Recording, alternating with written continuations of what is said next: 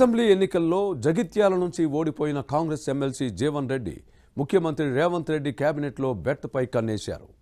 CM Delhi పర్యటనలో ఈ విషయాన్ని అధిష్టానంతో చర్చించే అవకాశం ఉందన్న చర్చ కూడా జరుగుతోంది. మంత్రివర్గంలో స్థానం దక్కకపోతే పార్లమెంట్ ఎన్నికల్లో పోటీకి సిద్ధమవుతున్నారన్న చర్చ కూడా సాగుతోంది. కరీంనగర్, నిజామాబాద్ లోక్సభ స్థానాలపై జీవన్ రెడ్డి దృష్టి పెట్టారా? కాంగ్రెస్ అధిష్టానం ఆలోచన ఏంటి?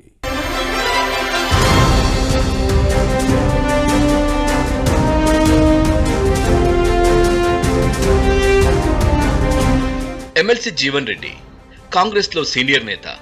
అసెంబ్లీ ఎన్నికల్లో జగిత్యాల నుంచి ఓడిపోయారు, కానీ ఎమ్మెల్సీగా ఉన్నారు. దీంతో ముఖ్యమంత్రి రేవంత్ రెడ్డి కేబినెట్ లో మంత్రి పదవి ఖాయమన్న చర్చ జరుగుతోంది. ప్రతి ఎన్నికల్లోనూ ఇక్కడి ఓటర్లు విలక్షణమైన తీర్పిస్తున్నారు. జగిత్యాల ఎమ్మెల్యే ఒక పార్టీ నేత ఉంటే అధికారంలోకి మరో పార్టీ వస్తోంది. 2009లో కాంగ్రెస్ ప్రభుత్వం ఏర్పడితే ఇక్కడి నుండి టీడీపీ తరపున ఎల్ రమణ ఎమ్మెల్యేగా గెలిచారు.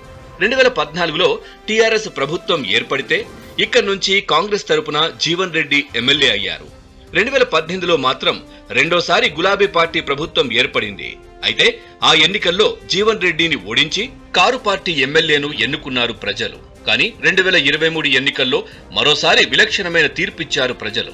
రాష్ట్రంలో కాంగ్రెస్ ప్రభుత్వం ఏర్పడినప్పటికీ సీనియర్ నేత జీవన్ రెడ్డిని మాత్రం ప్రజలు గెలిపించలేదు. ఇలా విభిన్న తీర్పులతో జగిత్యాల ఎప్పుడూ ప్రజల్లో చర్చనీయాంశమవుతోంది.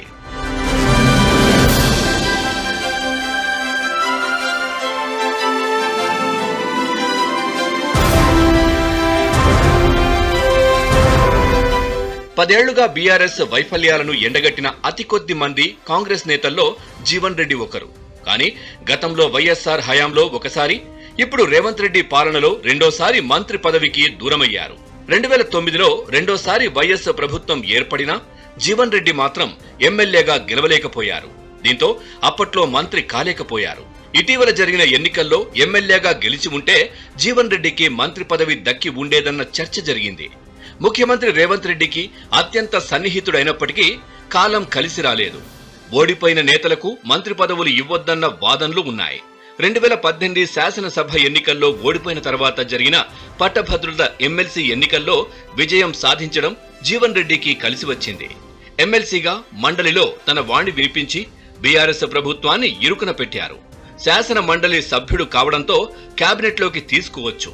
ప్రస్తుతం రేవంత్ రెడ్డి మంత్రివర్గంలో ఇంకా 6గురిని చేర్చుకునే అవకాశం ఉంది. జీవన్ రెడ్డికి ఒక బెర్త్ కేటాయించొచ్చని ప్రచారం జరుగుతోంది. సీఎం ఢిల్లీ పర్యటనలో ఈ విషయాన్ని అధిష్టానంతో చర్చించే అవకాశం ఉందని భావిస్తున్నారు. కూర్పు సమీకరణలు కుదరకపోతే ఏదో ఒక కీలక పదవి ఇవ్వొచ్చన్న చర్చ జరుగుతోంది.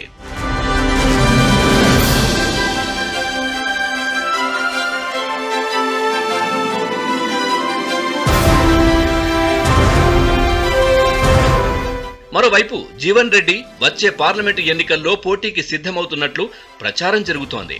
నిజామాబాద్ లేదా కరీంనగర్ లోక్సభ సీట్లలో ఏదో ఒక స్థానం నుంచి బరిలో దిగే అవకాశం ఉందట. ఈ 2 స్థానాల నుంచి ప్రస్తుతం బీజేపీ ఎంపీలు ప్రాతినిధ్యం వహిస్తున్నారు. నిజామాబాద్ నుంచి ధర్మపురి అరవింద్, కరీంనగర్ నుంచి బండి సంజయ్ పార్లమెంటు సభ్యులుగా ఉన్నారు. కరీంనగర్ పార్లమెంటు నుంచి 2019లో పోటీ చేసిన పొన్నం ప్రభాకర్ ప్రస్తుతం హుస్నాబాద్ ఎమ్మెల్యేగా గెలిచి మంత్రి అయ్యారు. దీంతో ఇక్కడ కాంగ్రెస్ బలమైన నేత లేరు.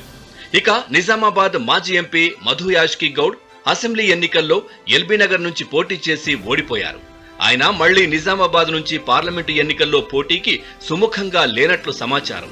దీంతో జీవన్ రెడ్డికి ఈ 2 స్థానాల్లో ఏదో ఒక సీటు దక్కొచ్చన్న చర్చ జరుగుతోంది. ఒకవేళ ఆయన పార్లమెంటు ఎన్నికల్లో గెలిస్తే ఎంపీగా ఉంటారు, లేదా ఎమ్మెల్సీగా ఉండడంతో మంత్రివర్గంలోకి తీసుకునే అవకాశం ఉందంటున్న చర్చ జరుగుతోంది. మంత్రివర్గంలోకి తీసుకోవడం వీలు కాకపోతే ప్రభుత్వంలో ఏదో ఒక రూపంలో కీలక బాధ్యతలను అప్పగించే అవకాశం ఉన్నట్లు చర్చ జరుగుతోంది. మరి జీవన్ రెడ్డి నిర్ణయం ఎలా ఉంటుందో, అధిష్టానం ఏం చేస్తుందో చూడాలి.